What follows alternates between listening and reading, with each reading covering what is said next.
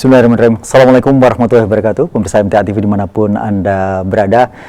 Kembali lagi sore hari ini kita dipertemukan Allah Subhanahu wa Ta'ala dalam kondisi sehat walafiat di acara SAR Search and Rescue. Dan untuk sore hari ini alhamdulillah seseorang yang hadir, seseorang yang luar biasa karena beliau adalah Direktur Kesiapsiagaan dari Basarnas. Beliau adalah Bapak Agus Haryono SS MBA ya. Dan kita langsung sapa saja beliau. Assalamualaikum warahmatullahi wabarakatuh, Pak Agus. Waalaikumsalam warahmatullahi wabarakatuh, Pak Rudi. Apa kabar? Alhamdulillah sehat walafiat. Bagaimana dengan Pak Agus? Peserta sekalian juga para pemirsa, selamat sore. Mudah-mudahan kita selalu dalam lindungan Allah Subhanahu wa Ta'ala. Amin, amin.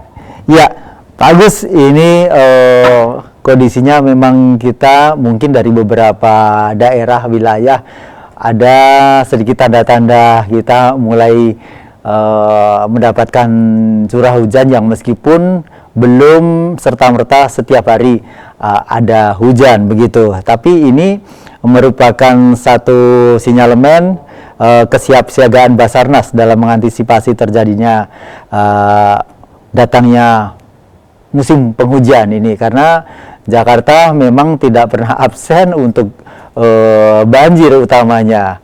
Nah, ini juga di tema hari ini adalah kesiapsiagaan Basarnas dalam mengantisipasi terjadinya kecelakaan dan bencana menghadapi datangnya musim penghujan. Nah, bagaimana sebenarnya untuk kesiapsiagaan utamanya seluruh potensi SAR yang ada di Nusantara ya? Silakan Pak Agus. Baik, terima kasih Pak Rudi. Saya ada paparan ini. Saya ini. Oh boleh ya? Silakan. Langsung saja. Iya. Silakan. Paparannya ditampilkan. Sudah ya. Sudah tampil ini Bapak. Yang slide 1 dulu. Assalamualaikum warahmatullahi wabarakatuh. Waalaikumsalam warahmatullahi wabarakatuh. Bapak Ibu sekalian, terima kasih sudah mengikuti acara kita ini, dan alhamdulillah dalam kesempatan yang baik ini kami akan melaporkan kesiapan Basarnas dalam mengantisipasi terjadinya kondisi-kondisi darurat yang disebabkan baik itu kecelakaan transportasi maupun bencana alam dan juga kondisi membahayakan manusia lainnya di wilayah Indonesia menjelang, sebenarnya bukan menjelang ya, mungkin di beberapa daerah kita sudah mulai turun hujan. Lanjut. Ya. Ya, kalau kita melihat dari perakiraan cuaca dari Badan Meteorologi dan Klimatologi, diperkirakan bahwa di Indonesia ini sudah memasuki musim hujan. Ini memang diperkirakan puncaknya bulan September ini. September ini sudah mulai banyak wilayah-wilayah yang turun hujan. Meskipun dari bulan Juli juga sudah ada beberapa wilayah yang mulai turun hujan ya. Tapi kalau kita perhatikan mulai Agustus dan September lanjut, bahkan puncak-puncaknya ini nanti mungkin ke sana perkirakan makin lebat seperti biasa. Kalau sudah benar-benar kita waspada. Di bulan-bulan sekarang ini kita sudah melihat, dan kami juga sudah melakukan beberapa operasi SAR dampak dari bencana hidrometeorologis ini, khususnya akibat curah hujan yang tinggi. Beberapa daerah kemarin sudah mengalami banjir, seperti di Kalimantan Timur, dan kemudian di Penajam itu ya, kemudian di Banten juga kemarin sudah mulai banjir, kemudian di Papua Barat juga, di Yapen, di Nabire juga mulai banjir. Sehingga kalau kita lihat dari perakiraan BMKG ini sudah ada beberapa wilayah yang harus diwaspadai di wilayah Indonesia setelah memasuki bulan September ke sana ini. Yaitu wilayah-wilayah di Jawa, misalnya, kemudian Sulawesi Barat, Kalimantan, Maluku, dan Papua Barat. ini sudah mulai kita waspadai, dan juga sebagian Sumatera di Lampung. Ini kalau kita lihat dari perakiraan BMKG. Namun demikian tentunya wilayah-wilayah lain pun juga sudah mulai waspada. Kami kantor SAR di seluruh Indonesia sudah mulai meningkatkan kesiapsiagaan, baik personil maupun alut dan sarana prasarana untuk mengantisipasi dampak dari musim hujan, khususnya banjir maupun tanah longsor. Lanjut. Mungkin sedikit kalau kita melihat dasar kedudukan dan tugas Basarnas, kami sesuai dengan Undang-Undang Nomor 29 Tahun 2014 tentang pencarian pertolongan. Basarnas adalah lembaga pemerintah yang mempunyai tugas untuk memberikan pelayanan pencarian dan pertolongan atau search and rescue kepada warga Indonesia maupun warga negara asing yang mengalami kondisi darurat di wilayah tanggung jawab SAR, termasuk ketika mereka terdampak musim hujan, misalnya kebanjiran ataupun menderita akibat bencana tanah longsor. Lanjut. Dan tugas dan fungsi seperti kita ketahui bersama selama ini, rekan-rekan dari MTA maupun para peserta pemirsa yang lain, bahwa Basarnas dibantu oleh seluruh potensi SAR yang ada. Kita diberikan tugas dan wewenang oleh pemerintah untuk memberikan pelayanan SAR, mengkoordinasikan operasi SAR terhadap kecelakaan kapal dan pesawat, seperti yang saat ini terjadi tadi pagi. Seperti kita ketahui bersama, terjadi kecelakaan pesawat Rimbun Air di Timika, dan saat ini sedang proses evakuasi karena pesawat sudah ditemukan. Namun karena medannya di sana memang cukup sulit ya, bukan cukup sulit, memang sulit kalau di Papua itu. Ini pesawat apa, Pak? Rimbun Air, Pak. Rimbun Air, jadi pesawat penumpang kecil. Oh, pesawat kecil ya? Kapal terbang. Pesawat kecil itu, PUP 3 orang ada penumpang. Oh, pakai baling-baling berarti ya? Ya, pakai baling-baling. Yang tadi pagi lost contact, kemudian kita temukan jatuh di wilayah pegunungan dekat ini. Mudah-mudahan hari ini bisa segera kita evakuasi, karena memang tadi kendalanya adalah akses ke sana itu cukup sulit. Kita ketahui di pohon-pohon di Papua kan tinggi. Lagian cuaca di sana juga tidak menentu. Tapi kita sudah deteksi. Nah, kemudian juga kita menangani juga kecelakaan dengan penanganan khusus, misalnya kecelakaan di jalan raya, kereta api, kemudian bencana alam, tentunya termasuk bencana-bencana akibat hidrometeorologis, ya, banjir, tanah longsor, kemudian juga bencana yang lain, gempa bumi, tsunami, kemudian erupsi gunung api. Semua bencana alam kita akan membantu BNPB maupun BPBD, khususnya pada saat fase tanggap darurat. Kita akan membantu BNPB, BPBD maupun pemerintah daerah dalam hal pencarian, pertolongan, dan evakuasi. Dan juga kita menangani juga operasi SAR terhadap kondisi-kondisi yang membahayakan manusia, selain dari kecelakaan dan bencana alam.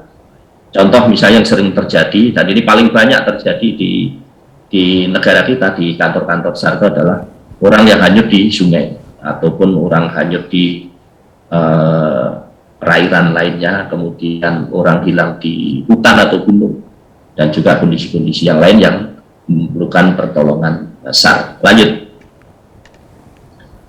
Mengingatkan Bapak Ibu sekalian, kami di Basarnas ini kita mempunyai 43 kantor SAR atau unit pelaksana teknis. Ada dari Banda Aceh sampai ke Merauke kita ada. Ya kan, jadi hampir di semua provinsi kita sudah mempunyai kantor SAR. Namun karena kantor SAR ini juga tentunya masih kurang, makanya kita dirikan juga posar dan unit siaga SAR ini yang sampai ke wilayah-wilayah terpencil, meskipun belum bisa menjangkau semua daerah karena keterbatasan sumber daya manusia kita. Lanjut.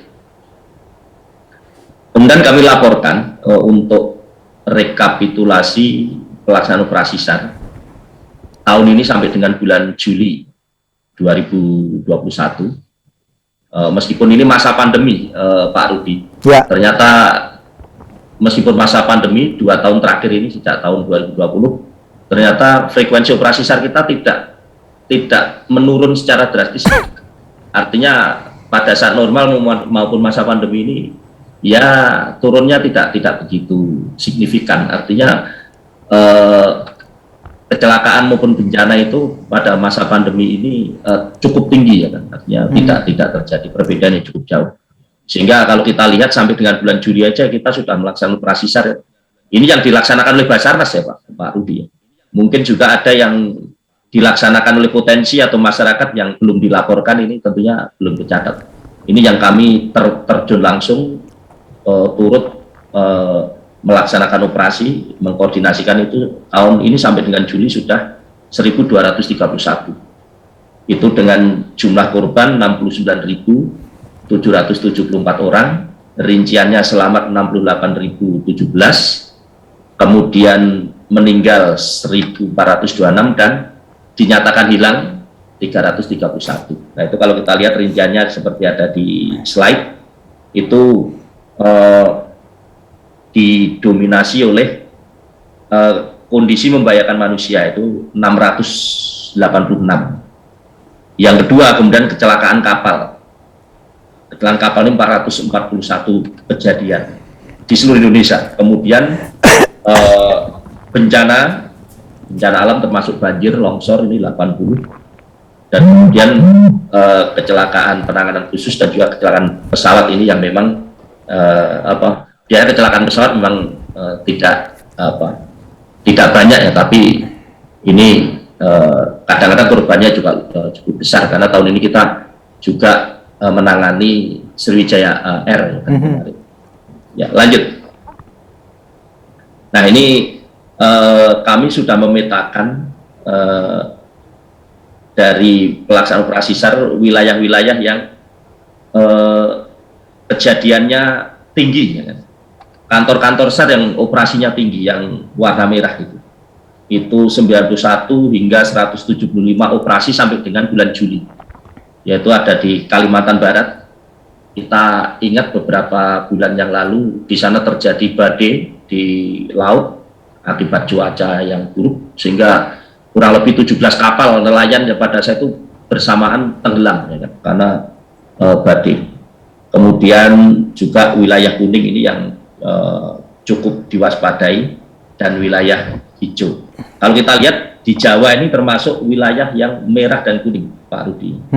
Kecuali yang di Jogja ini mungkin termasuk hijau, tapi rata-rata ini merah dan kuning. Artinya apa? Itu wilayah-wilayah yang frekuensi operasinya cukup tinggi. Baik itu tadi kecelakaan, transportasi, kondisi membahayakan manusia maupun bencana alam.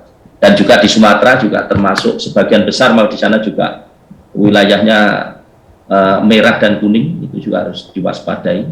Dan juga di Sulawesi, di wilayah timur ini biasanya banyak mengecelakaan pelayaran, karena di sana sarana transportasi utama itu kebanyakan menggunakan kapal-kapal nelayan ataupun kapal-kapal tradisional. Lanjut.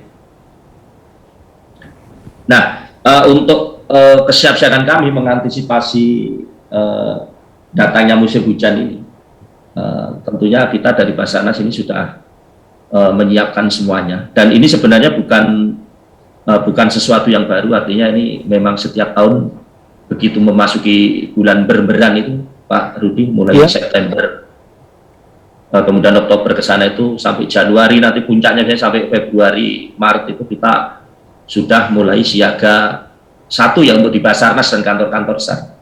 Artinya seluruh sumber daya yang ada ya kita siapkan semua, kita cek semua untuk memastikan bahwa kita siap menghadapi datangnya musim hujan, khususnya untuk sarana prasarana SAR, alut maupun peralatan yang terkait dengan penanganan banjir maupun tanah longsor. Nah ini kita sudah siapkan kapal-kapal kita, rescue boat, kemudian juga pesawat kita, helikopter kita juga siapkan. Bahkan saat ini ada satu heli kita yang kita tugaskan untuk mendukung pelaksanaan PON di Papua. Kemarin sudah kita kirim ke sana 1 unit. untuk mengawal PON, karena kan pelaksanaan PON nanti juga pada kemungkinan juga sudah ada kemungkinan ada hujan ya, jadi kita juga siagakan 1 unit di sana. Kemudian termasuk peralatan darat, dan untuk personil sendiri kita di Basarnas ini seluruhnya kan total kita mempunyai 3.800 personil, baik di kantor pusat maupun di kantor-kantor SAR di seluruh Indonesia. Ini kita siagakan semua, baik yang rescuer maupun tidak, bukan rescuer. Karena biasanya kalau bencana banjir, tanah longsor ini membutuhkan sumber daya yang banyak, personil yang banyak, sehingga seluruh unsur yang ada di kantor SAR memang biasanya akan kita kerahkan untuk membantu evakuasi warga. Di samping tentunya juga kita dibantu oleh potensi-potensi SAR yang lain, termasuk dari MTA.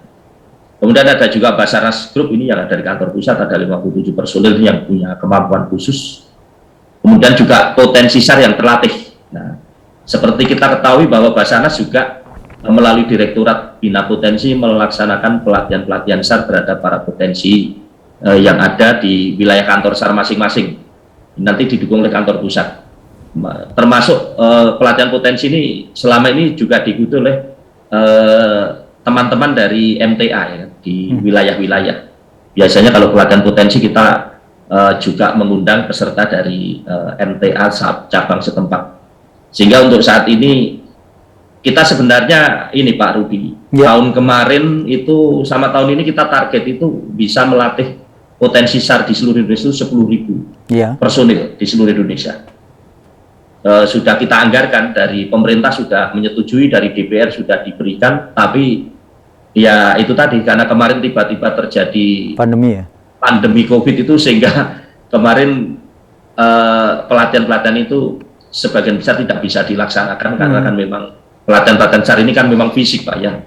Ada sebagian besar fisik dan kita pasti akan kontak dengan satu sama lain, sehingga dan untuk tahun ini kita targetkan 5.000. Tapi ya itu tadi masih karena masih suasana pandemi, jadi juga kemungkinan ini sudah dilaksanakan, tapi karena kemarin level-level PPKM di beberapa banyak daerah itu kan merah dan lain sebagainya, sehingga akhirnya pelaksanaan pelatihan ini juga terganggu. Kemungkinan juga ini tahun ini mungkin juga targetnya mungkin 5.000 ini cukup berat juga Pak Rudi. Meskipun kita sekarang ini kita ada mulai lagi nih, ketika level PPKM ini sudah mulai turun. Ya mudah-mudahan kita meskipun tidak bisa mencapai 5.000, tapi kita bisa mendapatkan semaksimal mungkin di sisa waktu yang ada sampai dengan bulan Desember ini. Sehingga nanti bisa menambah yang 11.971 itu makin banyak lagi, karena seperti kita ketahui bahwa Basarnas tentunya tidak bisa sendiri dalam melaksanakan tugas-tugas pelayanan SAR, terutama operasi SAR, tanpa dukungan dari potensi SAR, baik yang berasal dari TNI, Polri, dari pemerintah daerah, kemudian dari kalangan swasta, dari teman-teman relawan SAR, masyarakat maupun juga media dan lain sebagainya. Sehingga itulah kami juga melatih para potensi ini sehingga mereka juga mempunyai kemampuan yang skill, pengetahuan yang standar, sehingga bisa membantu tugas-tugas kita di lapangan secara bersama-sama dengan aman. Karena memang idealnya untuk ikut operasi SAR ini personil yang terlibat itu harus terlatih, karena ya kita ketahui bahwa tugas-tugas operasi itu sangat berisiko ya kan, sehingga kalau kita tidak dibekali dengan pengetahuan maupun kemampuan yang memadai, nanti dikhawatirkan ini malah membahayakan tim SAR itu sendiri. Sehingga kami dari Basarnas ya komitmen untuk ada program pelatihan ini setiap tahunnya. Lanjut.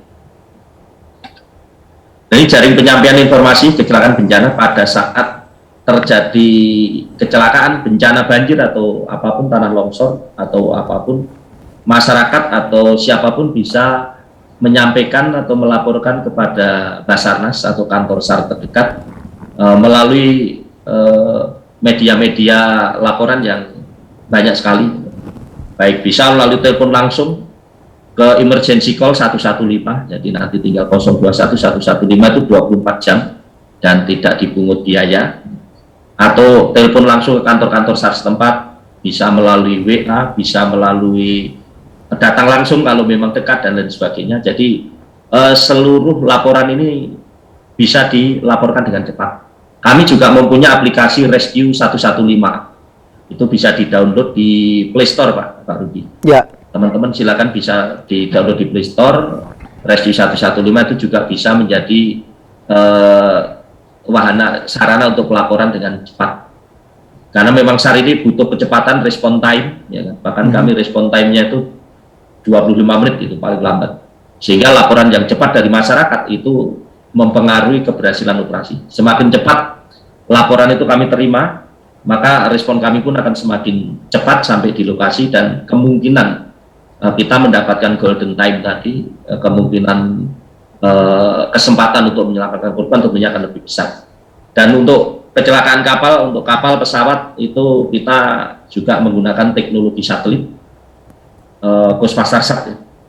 Itu yang setiap pesawat dan kapal dipasangi peralatan yang namanya, kalau pesawat itu ILT itu ya, Emergency Locator Transmitter, itu wajib ada di pesawat. Jadi kalau dia mengalami kondisi darurat seperti yang sekarang di mana, di Timika ini juga tadi pagi peralatan kami, perangkat kami itu mendeteksi pancaran mara bahaya dari LUT yang dipancarkan oleh pesawat Ribbon Air tadi, sehingga kami bisa langsung mendeteksi lokasi crash atau kecelakaannya. Ini kan tentunya akan mempercepat proses. Begitu juga kapal. Cuma kalau kapal ini memang harusnya dipasang IPOP itu, beaconnya itu. Cuma kebanyakan kalau kapal masih Pak Rudi, masih banyak yang belum dipasang IPOP. Perhatian kita. Catatan kami itu dari 7 data dari Kementerian Perhubungan itu ada mungkin 70 ribuan kapal yang harusnya dipasang IPOP, tapi baru mungkin belum ada 5% ya. Ini tentunya sangat berpengaruh. Makanya kalau kita lihat, kalau kondisi-kondisi kecelakaan kapal-kapal nelayan tradisional, kapal ikan dan kapal-kapal penyeberangan yang kecil-kecil ini sulit terdeteksi dengan cepat karena belum dipasangi dengan IPOP tadi. Tapi kalau kapal-kapal yang besar, kapal penumpang maupun kapal-kapal niaga itu mereka sudah dipasang. Jadi kalau ada kondisi bahaya, mereka aktifkan peralatan itu, nanti petugas siaga kita yang di Basarnas Command Center kantor pusat maupun kantor-kantor besar bisa segera mendeteksi, sehingga ini bisa direspon dengan cepat, sehingga kemungkinan untuk bisa menyelamatkan ini juga lebih cepat lagi. Lanjut. Dan ini penyelenggaraan operasi pencarian pertolongan yang dilaksanakan Basarnas. Kalau kita lihat di samping kesiapsiagaan, ya kan, kesiapan personil, kemudian peralatan, itu juga ada pelibatan potensi pencarian pertolongan. Itu amanah undang-undang, Pak, Bapak Ibu sekalian. Jadi pelibatan potensi itu amanah undang-undang. Jadi Basarnas itu memang dapat mengerahkan potensi SAR untuk membantu operasi SAR. Ini sudah diatur di Undang-Undang Nomor 29 2014. Karena memang pada saat menyusun undang-undang ya kami menyadari tanpa bantuan dari potensi SAR tadi, termasuk dari rekan-rekan dari MTA, ya tentunya akan berat sekali. Rata-rata personil kami di kantor SAR itu rata-rata 100, bahkan ada yang kurang dari 100 kantor. Itu wilayah satu provinsi.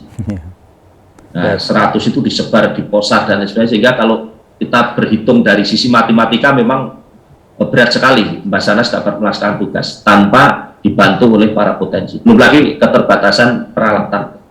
Meskipun tadi kami mempunyai kapal dan sebagainya, tapi kan dibandingkan dengan luas wilayah tanggung jawab itu ya tentunya masih jauh dari dia. Tapi alhamdulillah pemerintah sudah sejauh ini sudah mencukupi mendukung Basarnas dalam melaksanakan tugas-tugasnya dengan baik, sehingga kami maksimalkan semuanya. Baik. Caranya itu tadi, strateginya dengan pemberdayaan potensi tadi. Baik, Pak Agus, ini masih banyak paparan yang lain yang nanti mungkin kita bisa bahas lebih lanjut, karena kita harus ada jeda pada Baik, pemirsa dimanapun Anda berada, jangan lewatkan kesempatan Anda untuk bertanya terkait dengan kesiapan Basarnas mengantisipasi kecelakaan dan juga datangnya musim penghujan. Kita ikuti jeda pariwara berikut ini dahulu.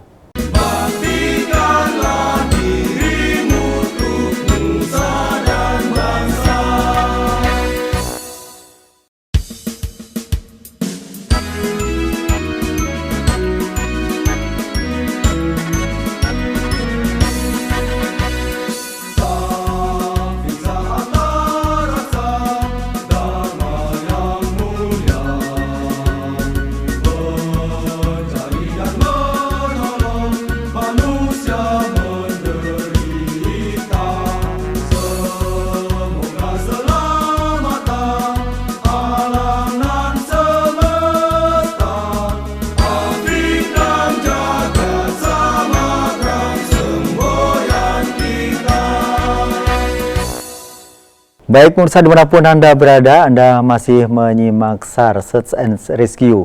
Masih dengan narasumber kita Bapak Agus Haryono SSMBA, selaku Direktur Kesiapsiagaan Basarnas. Dan tadi sudah banyak disampaikan terkait bagaimana pola dan mekanisme yang ada di Basarnas, juga antisipasi untuk kondisi-kondisi kecelakaan dan juga datangnya musim hujan ini.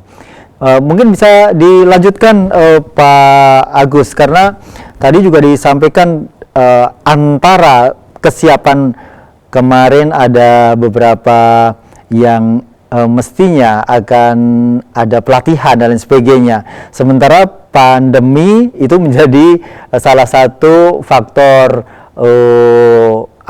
ditundanya acara pelatihan itu sendiri. Sementara yang namanya bencana atau musibah tidak tahu waktunya kapan akan datang. Bagaimana dengan ini? Ya, baik. Terima kasih Pak Rudi. Jadi kami lanjutkan, memang betul tadi pelibatan potensi SAR ini merupakan salah satu bukan sunnah lagi, tapi itu wajib itu. Karena seperti kita lihat di setiap operasi di lapangan pasti tidak hanya Basarnas di sana, pasti ada teman-teman dari TNI, dari Polri, dari BPBD, dari teman-teman relawan SAR termasuk MTA, dari media juga kita sama-sama. Artinya pelatihan ini juga menjadi satu program utama di Basarnas untuk membekali tadi seluruh potensi SAR yang bisa diperbantukan dalam operasi SAR. Itu penting. Tapi memang masalahnya karena pandemi ini ya agak terkendala ya kan, karena kami juga wabah ini kan cukup mengkhawatirkan ya, sangat mengkhawatirkan, sehingga beberapa pending pada pelatihan. Namun meskipun kalau pelatihan kita terpengaruh oleh pandemi COVID ini, tapi kalau operasi ya itu tidak boleh terhalang, Pak. Artinya kalau ada bencana, ada kecelakaan, ataupun kondisi-kondisi yang membutuhkan pertolongan, kita tetap, meskipun masa pandemi sejak dari tahun kemarin, kita tetap melaksanakan operasi, tapi tentunya dengan protokol dan SOP khusus, yaitu SOP operasi SAR pada masa pandemi. Kami tentunya juga dengan alat pelindung diri yang lengkap, ya kan?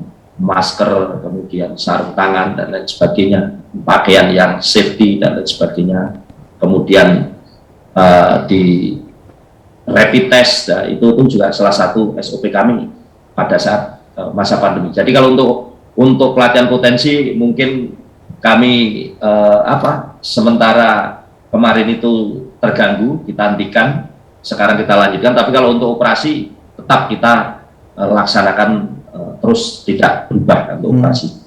Jadi tapi dengan itu tadi, dengan protokol dan prosedur yang khusus. Lanjut. Slide berikutnya. Dan ini kesiapan yang kami sampaikan tadi. Jadi kita ini memang sudah termasuk tugas pokok kami, Pak. Siaga itu 24 jam di seluruh kantor SAR. Kantor pusat, kantor SAR, di pos-pos SAR, unit-unit SAR itu semuanya siaga. 24 jam, itu tidak ada istilah libur kalau untuk siaga. Jadi tanggal merah, Sabtu, Minggu, maupun hari besar keagamaan ataupun hari besar nasional, Idul Fitri, Natal, Tahun Baru, kita tetap ada yang siaga tadi, dengan formasi yang lengkap tadi. Karena ya itu tadi, kita tidak tahu nih kapan bencana dan musibah kecelakaan itu terjadi, sehingga harus 24 jam kita siaga. Kemudian juga di samping siaga, tentunya kita juga bagian dari kesiapsiagaan kita yang tidak kalah penting adalah latihan SAR. Karena kemampuan yang kita miliki, yang sudah kita pelajari dalam pelatihan-pelatihan SAR, tentunya harus kita latihkan ya, untuk melihat sejauh mana SOP yang sudah kita pelajari, kemampuan yang kita pelajari itu dapat diaplikasikan di lapangan. Di samping untuk memelihara kemampuan tadi, makanya latihan-latihan SAR ini kami juga laksanakan secara rutin di Basarnas, baik itu latihan bergu, antar gu, satuan, antar kantor SAR, ya kan. Latihan gabungan ini dengan potensi SAR. Jadi kami kan mungkin rekan-rekan MTA juga di seluruh Indonesia juga pernah mengikuti latihan SAR dengan Basarnas ya, ini kami sebut latihan gabungan. Jadi bagaimana kita berlatih bersama agar komando pengendalian operasi pada saat dibutuhkan ini nanti lancar, kita satu visi, satu bahasa, standarnya sama, ini perlu dilatihkan. Ya pada saat operasi nanti lancar dan operasi dapat dilaksanakan dengan cepat. Kemudian juga kita di samping latihan dengan potensi SAR dalam negeri, kita juga ada latihan bersama antar negara dengan negara-negara tetangga. Ini juga amanah dari PBB Pak untuk latihan-latihan antar negara ini. Karena kan SAR ini kan kemanusiaan, ya kan? Siapapun harus kita tolong, ya, betul. Meskipun itu WNA. WNA kita sering menyelamatkan WNA juga yang di wilayah tanggung jawab SAR kita. Sehingga kita perlu latihan bersama dengan negara-negara tetangga. Kalau terjadi kondisi darurat di wilayah perbatasan, bagaimana prosedur operasinya? Kalau kita harus masuk ke negara tetangga atau unsur dari negara tetangga masuk ke wilayah kita, itu kan tentunya kan ada prosedurnya dan itu dilatihkan. Jadi latihan-latihan ini kita laksanakan rutin Pak Rudi. Mulai dari yang satuan kecil sampai nanti yang latihan bersama. Lanjut. Terkait dengan peran Basarnas dalam penanganan bencana alam, kami juga mengacu ke Undang-Undang Nomor 24 2007 tentang penanggulangan bencana. Di sana jelas fungsi kami adalah membantu BNPB maupun BPBD dalam hal penanganan bencana, khususnya pada klaster SAR, klaster pencarian dan pertolongan evakuasi. Nah, di situ kami ditunjuk oleh BNPB Basarnas itu sebagai koordinator untuk klaster SAR. Nanti dibantu oleh potensi SAR yang lain. Kita sama-sama nanti di sana seperti selama ini yang kita lakukan pada satu operasi SAR bencana. Kita Basarnas sebagai koordinator untuk klaster SAR-nya, kita membantu BNPB, BPBD ataupun pemerintah daerah pada masa tanggap darurat bencana. Ya, di situ kan yang utama kita lakukan adalah pasti yang utama adalah SAR-nya dulu ya kan, pencarian pertolongan evakuasi, kemudian pemenuhan kebutuhan pokok para warga yang terdampak dan lain sebagainya. Itu akan kita bantu, kita akan mendukung selama masa tanggap darurat. Lanjut. Nah, ini organisasi operasi pada saat bencana, pada intinya SMC SAR Mission Coordinator itu kepala kantor SAR di daerah itu yang nanti akan otomatis ditunjuk menjadi koordinator untuk pelaksanaan operasi, SAR Mission Coordinator, dan dia akan nanti bekerja sama juga dengan seluruh potensi, ya, baik itu internal dari kantor SAR maupun potensi-potensi eksternal dari kementerian lembaga yang lain, dari organisasi relawan, dari macam-macam yang mereka mempunyai kemampuan untuk bisa membantu operasi. Kita akan sama-sama, nanti komandonya di bawah komando SMC nih, SAR Mission Coordinator, yang nanti akan membuat perencanaan operasi, kemudian mengendalikan jalannya operasi. Yang makanya kalau untuk rekan-rekan MTA saya rasa ini sudah familiar karena sudah sering operasi bersama dengan Basarnas. Bagaimana dalam memberikan bantuan dan dukungan pada saat operasi. Simpel Pak, tinggal datang, lapor ke posko Basarnas yang ada di sana, bergabung, nanti akan diarahkan oleh SMC seperti apa membantunya dan sektor pencariannya di mana nanti sudah akan diarahkan oleh SMC. Maka dari itu kami harapkan kepada rekan-rekan teman-teman potensi SAR, kalau ingin membantu operasi SAR Basarnas ya, koordinasi dulu ke posko, nanti akan diarahkan di sana oleh SMC dan stafnya untuk wilayah operasi dan lain sebagainya. Lanjut.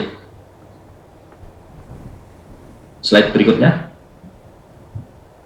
Jadi ini SOP kami mengingatkan Bapak Ibu sekalian bahwa SOP di Basarnas pelaksanaan operasi itu kita laksanakan selama 7 hari kalender. Jadi 7 hari kalender, ya, bukan 7 hari kerja. Nanti 7 hari kerja, Sabtu Minggu bisa libur.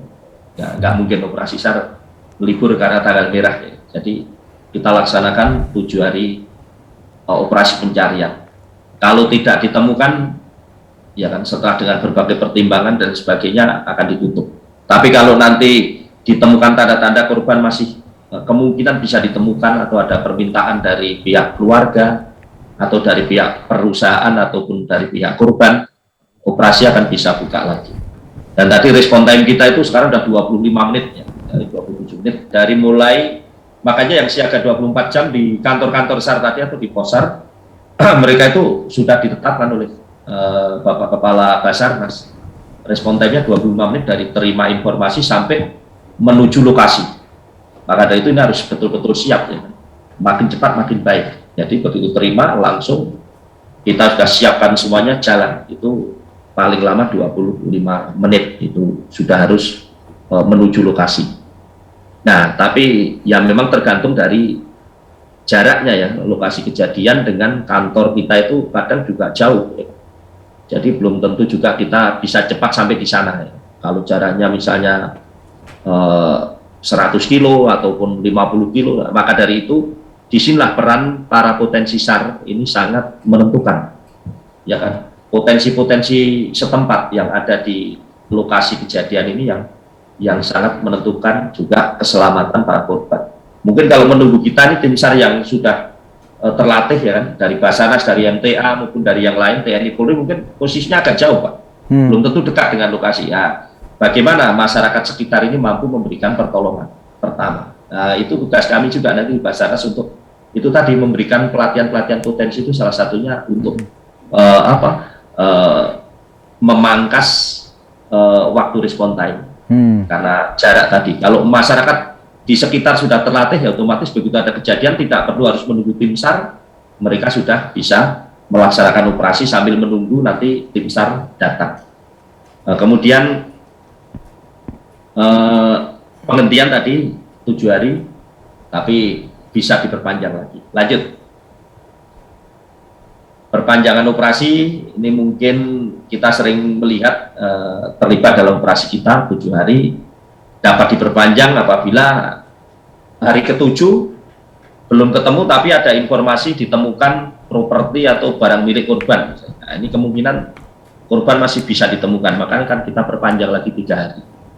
Nanti setelah 3 hari kita evaluasi lagi, ternyata masih ada kemungkinan ditemukan, kita akan perpanjang 3 hari lagi. Jadi 7-3-3 itu SOP kita. Di luar itu nanti kebijakan pimpinan ya. Kalau Kabasarnas selama 7-3-3 Kabasarnas memerintahkan tetap lanjutkan, akan kita lanjutkan. Tapi SOP normal kita seperti itu.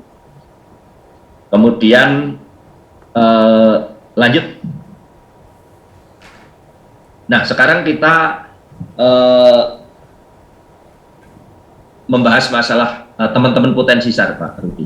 Yeah. Jadi potensi SAR itu ini di Undang-Undang 29 dinyatakan, yaitu potensi SAR adalah sumber daya manusia, sarana prasarana, informasi teknologi, hewan selain yang dimiliki oleh Basarnas itu yang dapat digunakan untuk menunjang atau membantu penyelenggaraan operasi SAR, maka itu disebut potensi SAR. Jadi potensi SAR itu siapapun bisa menjadi potensi SAR, ya kan? Ya, dia mempunyai kemampuan apa yang bisa diperbantukan untuk operasi SAR, dia sudah bisa menjadi potensi SAR. Jadi potensi SAR ini tidak harus seorang rescuer yang dia mempunyai kemampuan untuk mencari, menolong dan mengevakuasi, tidak. Dia mungkin mempunyai kemampuan seperti teman-teman di Bankom ya kan, bantuan komunikasi banyak kan, kita ada Rapi, Orari, Senkom, dan juga organisasi-organisasi komunikasi yang lain. Itu juga itu potensi SAR juga. Kemudian juga rekan-rekan yang mempunyai K9 atau anjing pelacak ya, rescue dog, itu juga potensi juga. Kemudian yang mempunyai aplikasi-aplikasi yang bisa dipergunakan untuk memetakan wilayah operasi, itu juga bisa bergabung kepada kami. Nanti dengan aplikasi-aplikasi itu bisa membantu SMC tadi untuk mempermudah operasi, itu juga potensi SAR. Jadi kemudian juga rekan-rekan yang, waduh, kita kemampuannya adalah di dukungan logistik untuk tim SAR-nya. Karena tim SAR ini juga bukan Superman, Pak ya. Jadi meskipun kita ada pembinaan fisik dan sebagainya, tapi kalau di lapangan itu kalau tidak didukung dengan logistik yang mencukupi juga berat juga ya kan. Nanti akan berbahaya kalau kita operasi SAR dengan perut kosong, itu bisa mengganggu konsentrasi kita dan itu bisa membahayakan. Maka dari itu yang mempunyai sumber daya logistik itu bisa juga mendukung untuk logistiknya, BBM-nya dan lain sebagainya, listrik, PLN, kemudian jaringan komunikasi, semua itu pada saat bencana banjir atau longsor ataupun gempa dan sebagainya itu semuanya itu berperan dan itu sangat dibutuhkan. Itulah potensi SAR ya Pak, itu sudah diatur. Jadi kita lihat di undang-undang itu di bawahnya kan, jadi pelibatan potensi itu adalah juga amanah undang-undang di pasal 15 itu Pak. Maka dari itu kalau rekan-rekan MTA selama ini sudah membantu kami Basarnas melaksanakan operasi SAR, itu sebenarnya rekan-rekan MTA itu juga sudah melaksanakan amanah dari undang-undang 29 itu ya. Tentunya itu untuk di dunianya ya kan, nanti di akhiratnya kita sudah melaksanakan juga perintah Allah SWT untuk menolong sesama, itu pengamalan dari Al-Quran juga. Jadi sebenarnya lengkap nih Pak Rudi, kalau kita membantu operasi SAR itu atau tugas-tugas SAR kemanusiaan itu, insya Allah kita tidak hanya akan mendapatkan kemuliaan di dunia, tapi juga nanti mungkin insya Allah juga akan mendapatkan pahala di untung akhirat. Dunia akhirat ya, untung itu dunia akhirat kita cari Pak Rudi. Lanjut lanjut slide berikutnya. Nah kemudian siapa yang dimaksud potensi SAR, mengingatkan lagi aja rekan-rekan bahwa tadi kami sampaikan di undang-undang itu semuanya bisa menjadi potensi SAR. Semuanya bisa menjadi potensi. Apapun yang bisa mendukung operasi, baik material, non-material, tenaga, pikiran, peralatan, sarana prasarana, hewan, ilmu pengetahuan itu bisa diperbantukan pada saat operasi SAR, itulah potensi SAR. Maka dari itu potensi SAR itu bisa siapa saja, kementerian, lembaga, ya kan? Kan sering juga kita kan butuh peralatan berat, ada bantuan dari Kementerian PUPR misalnya. Nah itu kan eskavator, itu juga potensi SAR. Ya. Pak Agus, ada pertanyaan ini Pak Agus. Boleh. Dari Pak Edi nih, Pak Edi di Bekasi. Bagaimana mekanisme pelaporan yang benar dari masyarakat sehingga Basarnas menurunkan personilnya? Karena beberapa kali menemukan operasi SAR hanya dilakukan oleh para potensi dan relawan. Tapi alhamdulillah selama ini aman dan korban ditemukan, begitu? Ya, baik. Kalau untuk mekanisme pelaporan yang benar, ya tentunya yang pertama laporannya harus benar dan akurat, Pak. Kadang-kadang memang ada yang di 115 itu banyak laporan-laporan yang setelah diklarifikasi, dicek, itu ternyata tidak ada kejadian. Tapi agar laporan itu cepat ditindaklanjuti oleh Basarnas, akhirnya itu dianggap akurat. Yang pertama tentunya kalau bisa sekarang kan ada ini Pak ya, ada teknologi sudah canggih sekarang itu, IT kita dengan perangkat WA kita bisa langsung melaporkan itu video call ya, lokasi dengan share log. Share log, kemudian juga kalau ada dokumentasi kondisi di lokasi bisa langsung di share ke kami ya kan. Bisa video call juga Pak. Ada video call juga bisa video call.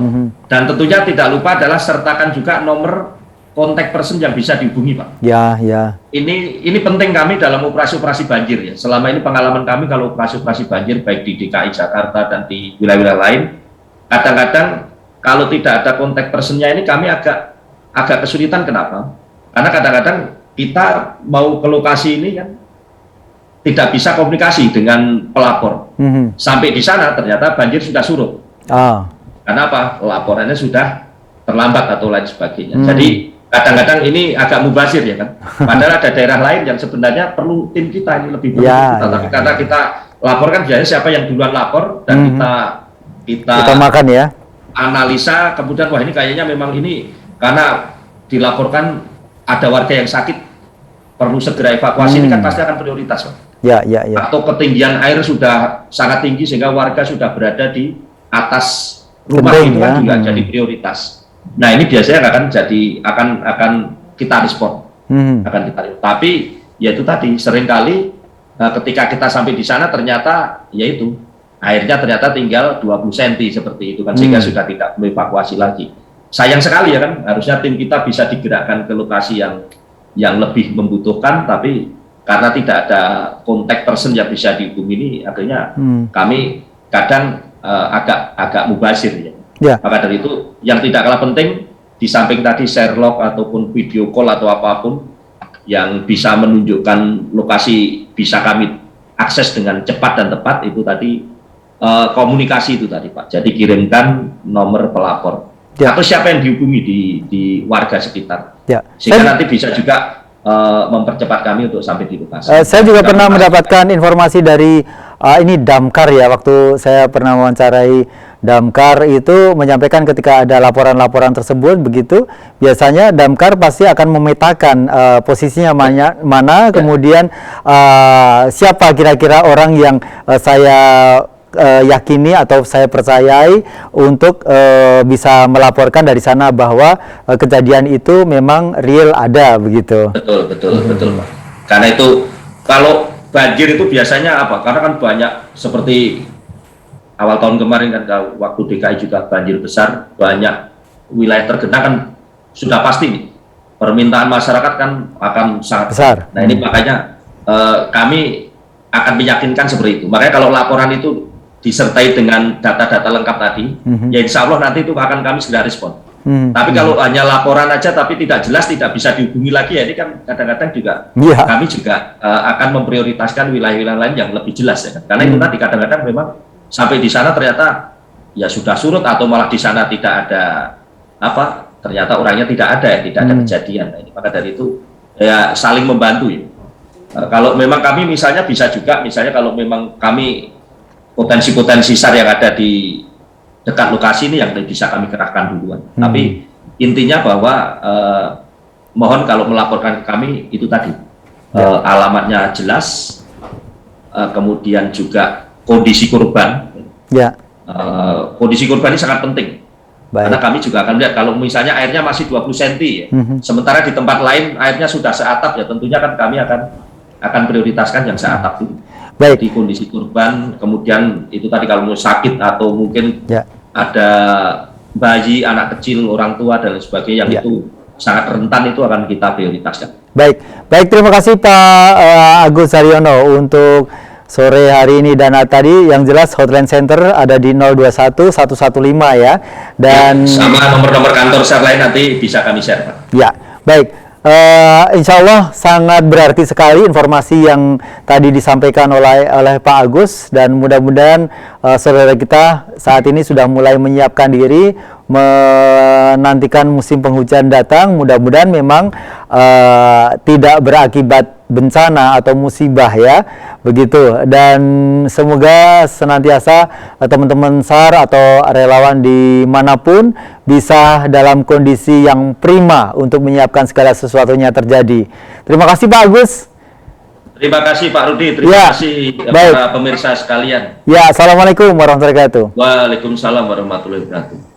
Baik pemirsa dimanapun Anda berada, demikian tadi kita telah wawancarai Pak Agus Haryono, SSMBA, beliau selaku Direktur Kesiapsiagaan dari Basarnas Pusat. Dan saya pamit undur, selamat beraktivitas kembali, terapkan protokol kesehatan dimanapun Anda berada. Billahi taufiq wal hidayah, assalamualaikum warahmatullahi wabarakatuh.